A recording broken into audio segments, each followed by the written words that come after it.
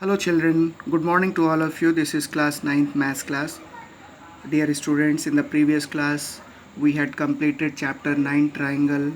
We have done the revision of that chapter. Now today we are going to start chapter 18 statistics, revision of this chapter. So let us see what is variable. A quantity which can vary from one individual to another is called a variable. There are two types of variable, continuous variable and discrete variable. Let us see continuous variable. A variable which can take any numerical value within a certain range is called a continuous variable. For example, weights of person, heights of children, etc. It means we can take the numerical value in a decimal. If we are able to take the value in decimal, that will come in continuous variable. Remember it. Now what is discrete variable? A variable which is incapable of taking all possible numerical value is called discrete variables. For example, number of children in a family. So we can't take in a decimal. It is not possible to take the number of children in a decimal. So the number which is in a whole number, all the whole numbers which we will take it in the whole number, that will come in discrete variable. Now we will see next frequency. What is frequency? It is a number which tells how many times does a particular data appears in a given set of data. For example, if it is given 1, 2, 0, 3, 2, 1, 5, 4, 1, these are the data. Now here we will see that in this given set of data, 1 how many times appears? 1, 2 and 3. 1 appears 3 times. Therefore frequency of 1 is 3. Next we will see types of frequency. How many types of frequencies are there? There are two types of frequency, inclusive frequency and exclusive frequency. Let us see first inclusive frequency. In an inclusive distribution, the upper limit of one class does not coincide with the lower limit of the next class. That means, for example, 0 to 10, and another class interval will start from 11 to 20, etc. So here in next class interval, this 10 will not coincide in this class interval. Second, we will see in exclusive distribution, the upper limit of one class coincide with the lower limit of the next class. For example, 0 to 10, see next class interval will start from 10 to 20. Similarly, 20 to 30 and 30 to 40, like this. So this is called exclusive distribution, frequency distribution table. Now we'll see class size. How will you find out the class size? Class size is equal to upper limit minus lower limit, that is called class size. For example, 10 to 20, suppose this class interval is given. So what will be the class size? 20 minus 10, that is equal to 10. So 10 will be the class size. Next we will see class mark. Actually class mark is the mid value of that class interval. So how will you find out the class mark? Class mark is equal to lower limit plus upper limit divided by 2. Next we will see question answer. Now let us see some questions related to these topics. Construct the frequency distribution table from the following cumulative frequency table. If the cumulative frequency distribution table is given, how will we will construct a frequency distribution table? Let us see. This is our question. Age. In first column age is given and second column number of student is given. It means frequency is, cumulative frequency is given. If it is given below or less than, it means the frequency will be cumulative frequency. Remember it. So below 4, frequency, cumulative frequency is 0. Below 7, 85. Below 10, 140. Below 13, 243. Below 16, 300. Now first question is given.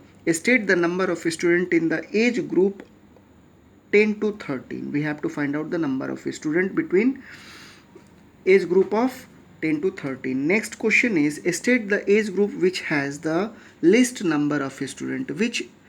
What is the class interval where the least number of students are given?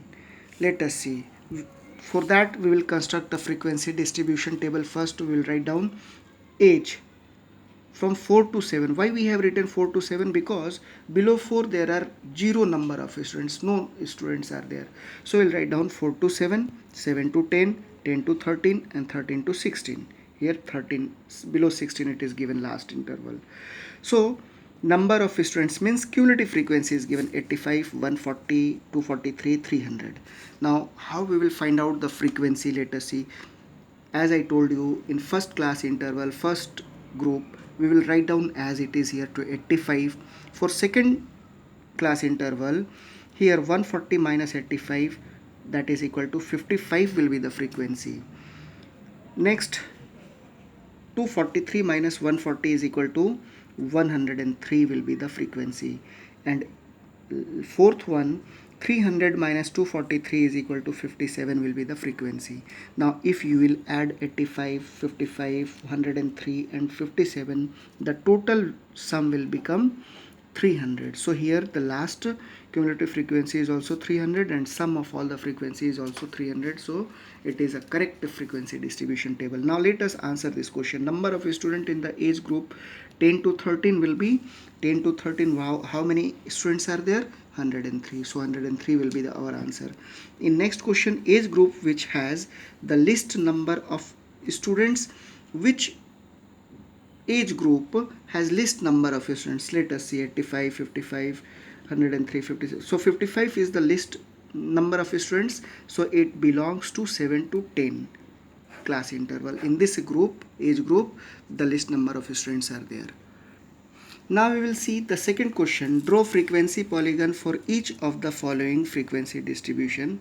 First using histogram, and second polygon we have to draw without using histogram. So let us see. This question is given class interval 5 to 15, 15 to 25, 25 to 35, 35 to 45, 45 to 55, 55 to 65, and frequency is given 8, 16, 18, 14, 8 and 2.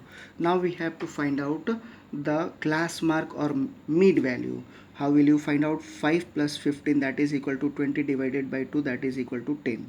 Similarly 15 plus 25 is equal to 40, 40 divided by 2, that is equal to 20. In this way we will get it here 30, 40, 50 and 60. These are the mid value. Now what we will do, we will draw two axes, x axis and y axis. On x axis we will represent the class interval, and on y axis we will represent frequency. So let us see 0 to 5, and here there are 10 gaps, no, 5 to 15, 15 to 25, 25 to 35. In each unit there is 10 unit gap, but here 0 to 5 only 5 units gap. So here we will make it one kink, because this is not equal. So here we will make it a kink. And then 0 to 5 to 15, what is the frequency given? 8. For remember, by using histogram, when you will make it a polygon, no need to take the help of their mid value or class mark. We will directly take the help of class interval and frequency. So 5 to 15 it is given, what is the frequency? 8. So up to 8 will make it a rectangular box. Similarly 15 to 25 it is given 16, so up to 16 will make it one rectangle. And both these bars, this is called bars, they will touch each other, both are adjacent.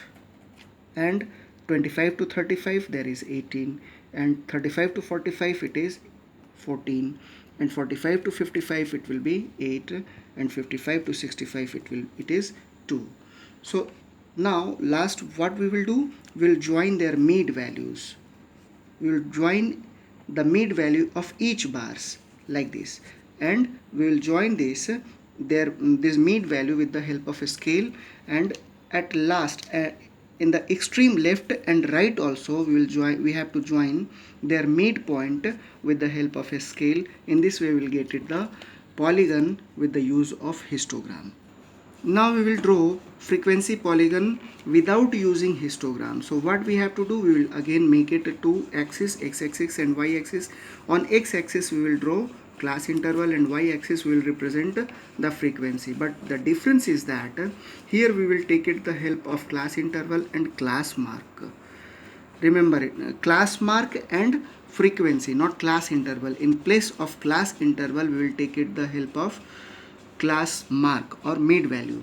So the mid value between 5 to 10 15 is 10. We already make it a mid value. We got it the mid value in that column. We have seen here, this is the mid value 10, 20, 30, 40, 50, 60. So we will take it on x axis their mid value, and on y axis we will take it this frequency.